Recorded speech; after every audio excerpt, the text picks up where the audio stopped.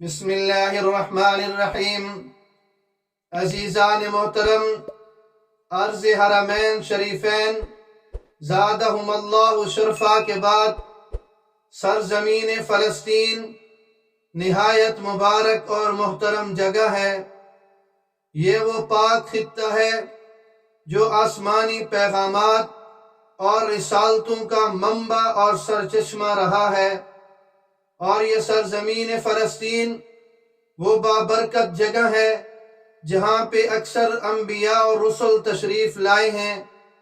یہی وہ سرزمین فلسطین ہے جہاں سے معراج کی ابتدا اور انتہا ہوئی ہے، اور یہی وہ مبارک جگہ ہے جہاں پہ خاتم الانبیاء صلی اللہ علیہ وسلم نے انبیاء کی امامت فرمائی اور امام الانبیاء بنے۔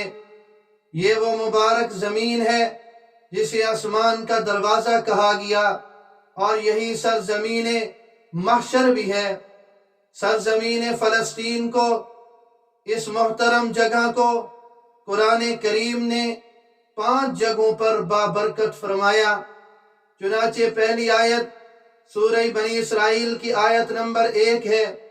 رب کریم ارشاد فرماتی ہیں، سبحان الذي اسرا بعبده ليلا من المسجد الحرام الى المسجد الاقصى الذي باركنا حوله، کہ پاک ہے وہ ذات جو اپنے بندے کو راتوں رات لے گئی مسجد حرام سے مسجد اقصی تک، جس کے ارد گرد ہم نے برکتیں نازل کی ہیں۔ اور دوسری آیت سورۃ الاعراف کی آیت نمبر 137 ہے۔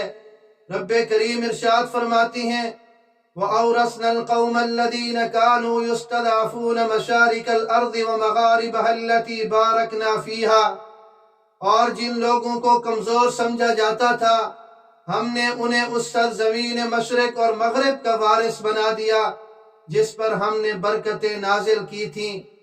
اور تیسری آیت کریمہ سورۃ الانبیاء کی آیت نمبر 71، رب کریم ارشاد فرماتی ہیں، وَنَجَّيْنَاهُ وَلُوطًا إِلَى الْأَرْضِ الَّتِي بَارَكْنَا فِيهَا لِلْعَالَمِينَ، کہ ہم نے نجات دی اسے اور لوط کو اس سرزمین کی طرف جس میں ہم نے برکت رکھ دی تمام جہان والوں کے لیے۔ اور چوتھی آیت سورہ سبا کی آیت نمبر 12، رب کریم ارشاد فرماتی ہیں، وَلِسُلَيْمَانَ الرِّيحَ عَاصِفَةً تَجْرِي بِأَمْرِهِ إِلَى الْأَرْضِ الَّتِي بَارَكْنَا فِيهَا، اور ہم نے تیز چلتی ہوئی ہوا کو سلیمان کے تابع کر دیا تھا جو ان کے حکم سے اس سرزمین کی طرف چلتی تھی جس پر ہم نے برکتیں رکھی ہیں۔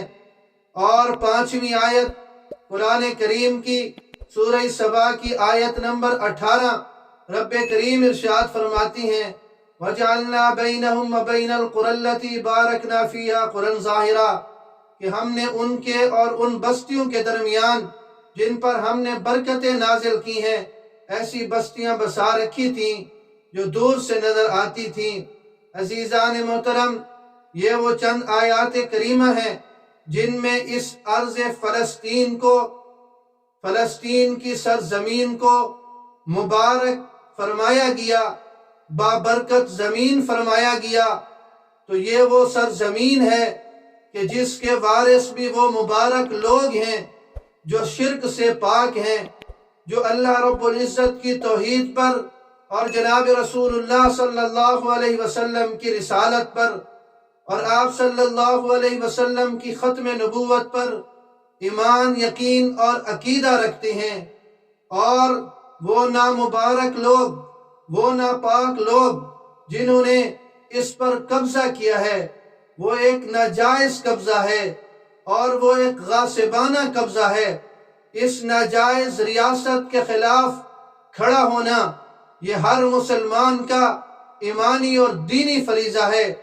اس مشکل وقت میں جب کہ فلسطین والوں نے یہ عہد کر لیا کہ یا مسجد اقصی کو ہم لے کر رہیں گے، اپنا مقدس مبارک اور محترم خطہ یا تو لے کر رہیں گے یا ہم نہیں رہیں گے، اس مشکل وقت میں ہمیں مضبوطی کے ساتھ ان فلسطینی بھائیوں کے ساتھ کھڑا ہونا ہے اور ان کے لیے رب کے حضور دعا کرنی ہے کہ اللہ پاک ان کی مدد اور نصرت فرمائے، اللہ پاک ان کی ہر طرح سے حفاظت فرمائے۔